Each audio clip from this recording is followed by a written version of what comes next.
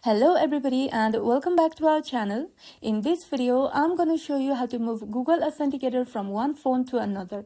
First of all, open your Google Authenticator app on your old phone. Then tap on the three lines menu at the top left corner. After that, choose Transfer Accounts. Then tap on Export Accounts and you will see a QR code appear on your screen. Now, on your new phone, install and open the Google Authenticator app. After that, tap on Get Started, then choose Import Existing Accounts. Now, use your new phone to scan the QR code that's showing on your old phone, and once that's done, all of your accounts will move over to the new device. And if you've lost or don't have access to your old phone, you can still add your accounts manually.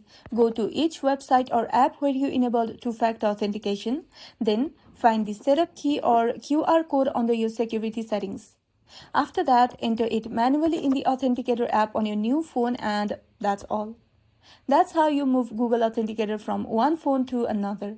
If this video was helpful, don't forget to like and subscribe for more of these videos, and thank you for watching.